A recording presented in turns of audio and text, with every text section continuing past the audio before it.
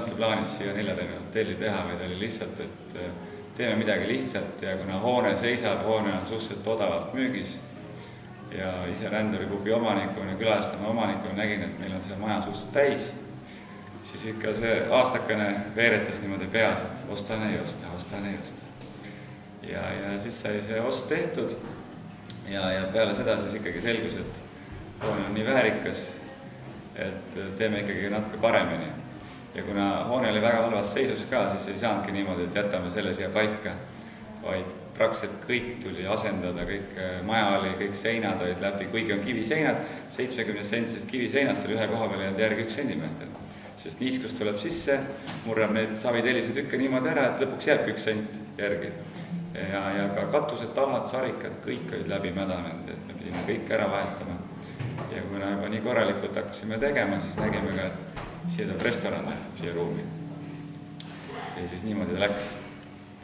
Et see idee nagu laagerdas ikka aastaid ja kuna see maja oli lausa 5 aastat müügis, siis vaatasime, kas tõesti keegi ei osta, et kes siis veel kui mitte ise. Georgi hotelli klientideks on tegelikult, ma arvan, 7% Eesti inimene. Kuna ta on 4-tärni hotell, siis ma arvan, et inimesed tahavad tulla proovima ja vaatama, mis asi see 4-tärni hotell siin Lõuna-Eestis on. See konkreetne tuba, kus me oleme nüüd Junior Suite'is, praegu oleme juba proovinud mõned korrad, on päris populaarne, sest inimesed, kuna hinnaklass ei ole palju, praegu on 100 eurot tutvumishind, siis praegu on juba järgmine kuu aeg kõik nädalavahetused sai juba välja müüdud. Et selles mõttes ma nagu kliente nagu ei karda. Ja mis siin Võrus nagu talvel toimub, kuna siin eriti midagi ei toimu, aga ikkagi kõrvalmaja näitel on nagu näha, et majutus on talvel ka 60% täis, siis Võrus ikkagi toimetavad, iga spetsialistid käivad, mõned tulevad külla, mõned tulevad üritustele, et hotelli nõudlus on ikkagi päris suur. Kuidas konkurentsiga lood on? No 4-tärni hotelli ju siin piirkonnas ei ole, et kes tahab saada luksust, siis me loodame, et seda ta siit saab. Et mõned tuttavad on mulle öelnud, et sellise luksusega taset võib-olla Tallinnast saab alles. Et siin toas saab siis vannis ka meeleolu valgust valida erinevate värvide vahel. Milliseid uusi lahendusi on Georgi hotelli tegemisel kasutatud? No siin on neid lahendusi päris palju kasutatud, aga põhiline, mis on, et me nimetame, täna on hästi populaarne väljend, et tark kodu. Ja siis see hotelli pool on Smart Hotel. Ja siin on siis tõesti 200 erinevat nutikat andurit, mis juhivad erinevaid asju.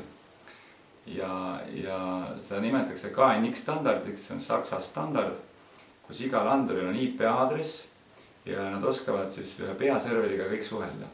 Näiteks Luxi andur annab peaserverile informatsiooni, et väljas hakkab pimedaks minema, siis server annab käsu 10 lambile, et palun minge need põlema.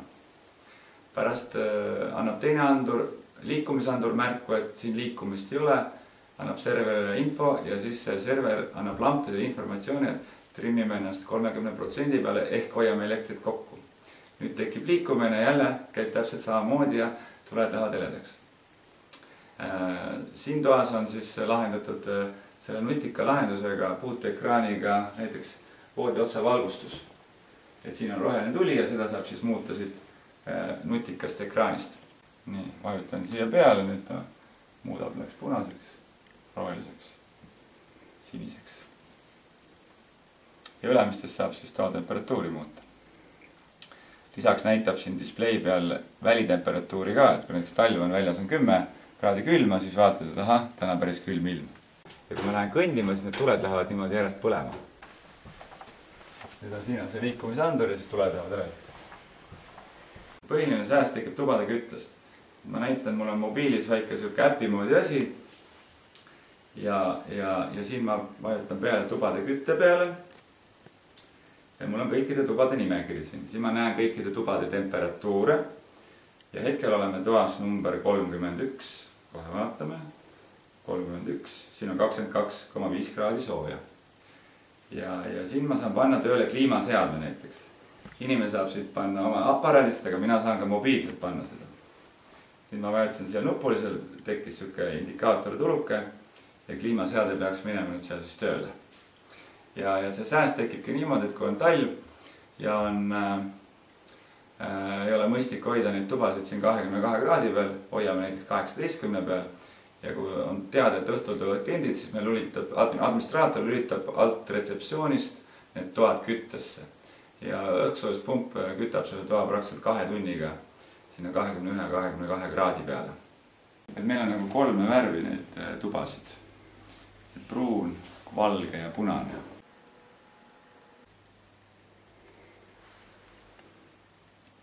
Kui suur on Georgi hotell, palju siia inimesi mahutab? Georgi hotellis on 960 ruutmeetrit pinda ja siin on 18 numbrituba ja 40 pluss voodikohta. Et mõned kohad on võimalik siis ka välivoodiga juurde panna. Kuidas on plaanitud täituvusega? Plaanitud täituvusega on siis niimoodi, et suveperioodil on praktiliselt 100% ja talveperioodiks oleme nagu teinud prognoosi, et 5-60 peal. Kui liftiga nagu alla sõita, siis on võimalik, kas lähed hommikul restorani või saunakompleksi, siis läheb sinna poole lahti. Ja kui tahad tänavale minna, läheb see poole lahti. See on siis nutikas vetsumaja. Roheline tuli näitab, et vetsumaja on vaba. Nüüd klient läheb sisse, keerab liblikat ja teile põleb punane tuli ehk vets on hõivatud.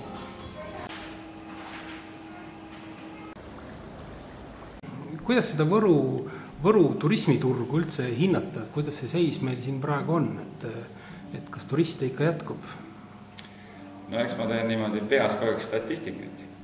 Käin ühes kohast, käin Kubiatelis, küsin, kuidas teil on, tubasid on. Või meil on kõik täis. Et see näitab, et Eestis on tegelikult turgu spa-turismile. Ja siia tuleb meil ka siis väike saunakompleks 3 saunaga, ilusalong, massaažisalong.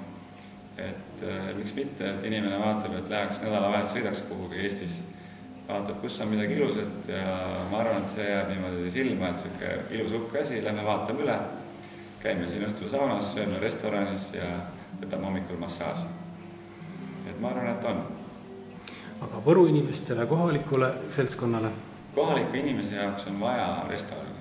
Me oleme siin restoraniruumides ja iga päev küsivad, kas on valmis, kas saab sünnipäeva pidama tulla. Et inimesed vajavad ikkagi ühtesugust väärikat, viisakat, ilusat kohta. Ja ka vaheldust on vaja. Ega siis kaua siis kogu aeg ränduris ja kubjal käib. Oleks midagi muud ka proovida läheb.